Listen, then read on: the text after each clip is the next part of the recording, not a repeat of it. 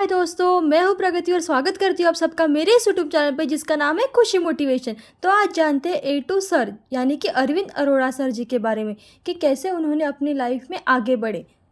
Chemistry teacher से लेकर 14 million subscriber, इतने सफ़र कैसे तय किया।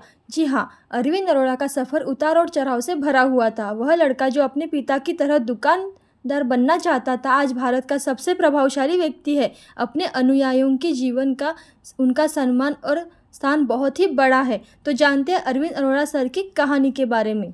इस वीडियो को पूरा ज़रूर देखिए। अरविंद अरोड़ा राजस्थान के छोटे से शहर सूरतगढ़ के रहने वाले हैं। उनका जन्म 28 सितंबर 1988 को मध्यम वर्गीय परिवार में हुआ था। उनके पिता एक दुकानदार है और उनकी माता एक गृहिणी है। बड़े होकर अरविंद अरोड़ा भी अपने पापा की दुकान में मदद करते थे। अपनी दुनिया सीमित होने के कारण उनका सपना अपने पिता की दुकान संभालना यही था। जैसे जैसे वह बड़ा होने लगे, वह अपना अधिक समय दुकान में बिताने लगे और पिताजी की मदद करने लगे। इससे अरविंद अरोड़ा संतुष्ट भी थे और खुश भी थे। लेकिन कहते हैं ना, कभी कभी हमें आंतरिक आग जलाने के लिए एक छोटी सी चिंगारी ही काफ़ी होती है। उनके चाचा ने एक बार उन्हें कहा था कि तुम अपने भविष्य में कुछ नहीं कर पाओगे, सिर्फ अपने पापा की दुकान ही संभालोगे।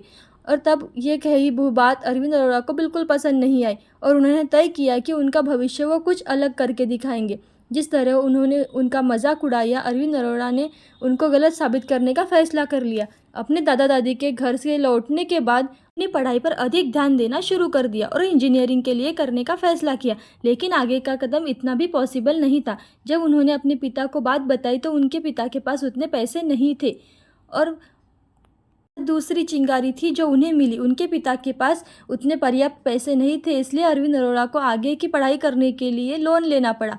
तो जानते हैं उनका इंजीनियरिंग का संघर्ष कैसा रहा। अरविंद को जयपुर के Swami Vivekananda institute of technology management and ग्रामोथोन्स में प्रवेश मिल गया। कॉलेज का पहला साल बहुत ही अच्छा था। उन्होंने पढ़ाई पर पूरा फोकस किया, भले ही वह हिंदी मीडियम के छात्र थे। अरविंद ने अपने पहले वर्ष में 75% अंक हासिल कर लिए थे, लेकिन कुछ ही समय बाद सब कुछ खराब होने लगा।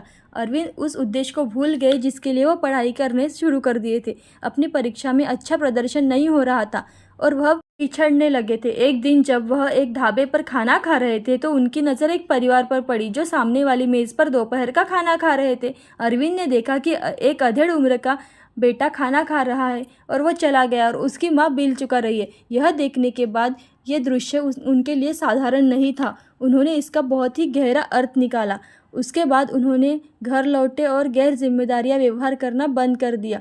उस व्यक्ति को सही साबित करने के लिए उनके बारे में सोचा। इसके अलावा वह अपनों सपनों को भी पूरा करने के बारे में सोचा। उन्होंने सोचा कि अगर मेरे माता पिता निराश होंगे तो कैसा चलेगा। इस घटना से उनके जीवन में दिशा और दशा दोनों ही बदल गए। उन्होंने अपनी पढ़ाई पर पूरा फोकस किया, लेकिन चुनौतियां उनका इंतज़ार कर ही रही थी। अरविंद अरोड़ा सर ने अपने बारे में जो प्रतिष्ठा बनाई थी वह बहुत अच्छी नहीं थी। सभी लोग उन्हें हेय दृष्टि से देखते थे। उन्होंने छोड़ना भी बंद कर दिया था। उन्होंने शामिल के कारण भी सोचा तो उन्होंने एक बार देखा और फैसला किया। उन्होंने कड़ी मेहनत की और अपने दूसरे वर्ष में रजत पदक के साथ उत्तीर्ण भी हो गए। आगे की पढ़ाई के लिए अरविंद का चयन नौकरी के लिए हो गया, लेकिन पोस्टिंग 6 महीने के बाद थी। इस बीच अपना खर्चा चलाने के लिए उन्होंने कोई काम करने का सोचा। पहले उन्हें नौकरी मिली जिसमें पेमेंट उसकी 10,400 रुपये थी। बाद में एक प्रसिद्ध कोचिंग संस्थान में एक नए शहर में एक नई फ्रेंचाइजीज खोलने के लिए अरविंद और उनसे संपर्क किया। अरविंद को पता चला था कि उनमें लोगों को पढ़ाने और समझाने की प्रतिभा है। जब उन्होंने फ्रेंचाइजीज खोली तो यह अच्छी तरह से विकसित हो रही थी। जल्द ही संस्था में 150 बच्चे भी आ गए थे, इसलिए संस्था के मालिक ने उन्हें स्वयं करने का निर्णय लिया। अरविंद को नौकरी छोड़ने के लिए कहा। अरविंद को ठगा हुआ महसूस हुआ, लेकिन उन्होंने ज़्यादा नहीं सोचा और नौकरी छोड़ दी। वह उस समय बहुत ही गरीब थे, अपना किराया देने के लिए भी सक्षम नहीं थे। उन्होंने कुछ ऐसा करने का फैसला किया कि जिससे वो अपना शिक्षण भी आगे बढ़ाए और समाज के लिए भी कुछ करे। अरविंद राजस्थान से गुजरात चले गए। उन्होंने गेट एग्ज़ाम के लिए पढ़ने का फैसला किया। एक डेमो क्लास देते समय वहाँ उन्हें पता चला कि केमिस्ट्री पढ़ाने के लिए कह रहे थे, लेकिन वो उसमें अच्छे नहीं थे। हालांकि उन्होंने इसे आजमाने का फैसला किया। यूट्यूब पर वीडियो देख देख कर वो विषय की तैयारी करने लगे।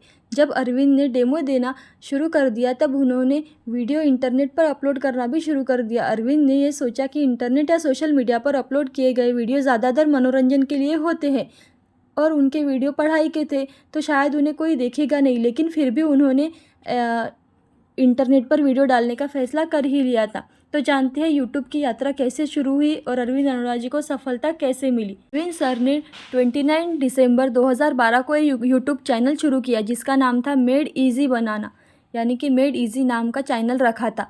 वहाँ उन्होंने अपने वीडियोस बनाना शुरू कर दिया ताकि वो किसी सब्जेक्ट को भूले नहीं। बाद में वो जब जैसे केमिस्ट्री पढ़ाना शुरू कर दिया तो वो उसके भी वीडियोस बनाने शुरू कर दिए थे, लेकिन वीडियो को ज़्यादातर लोग देखते नहीं थे और उसकी गति बहुत ही धीमी चल रही थी। चैनल की ग्रोथ नहीं हो रही थी। लेकिन जैसे जैसे JEE नीट की एग्ज़ाम प्रिपरेशन के लिए लोग तैयार होते थे तो वो उनके वीडियो देखना शुरू कर दिए और जल्द ही वीडियो शेयर करना भी शुरू हो गया था लोगों का और वो लोगों में लोकप्रिय बनने लगे। धीरे धीरे अरविंद सर को केमिस्ट्री के टीचर में लोग जानने लगे।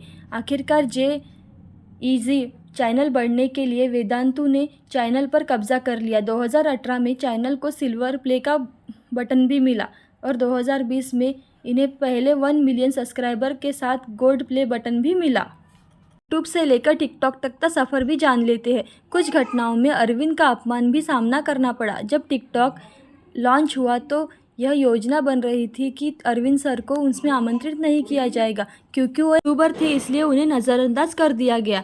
लेकिन इस घटना से अरविंद अरोड़ा सर जी बहुत ही ज़्यादा अपमानित हुए। उन्होंने टिकटॉक पर कंटेंट बनाने का और यह साबित करने का फैसला किया कि एक यूट्यूबर भी सफलतापूर्वक शॉर्ट कंटेंट बना सकता है।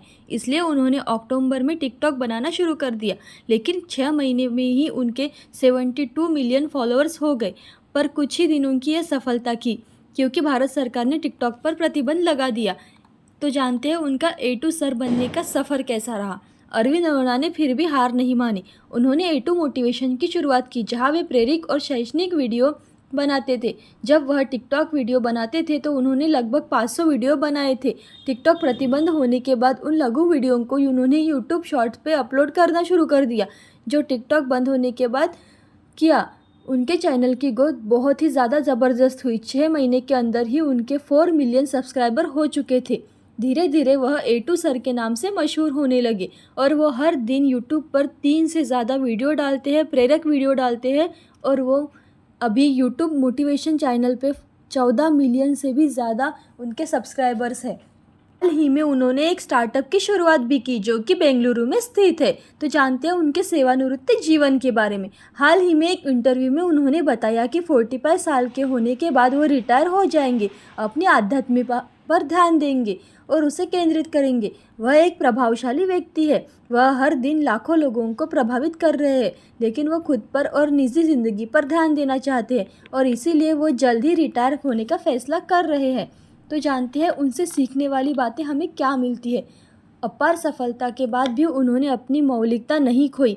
वह अब भी हर रोज़ 3 वीडियो अपलोड करते हैं जिससे कि लोगों को प्रेरणा मिले। उनका जीवन काफ़ी उतार चढ़ाव से भरा हुआ है।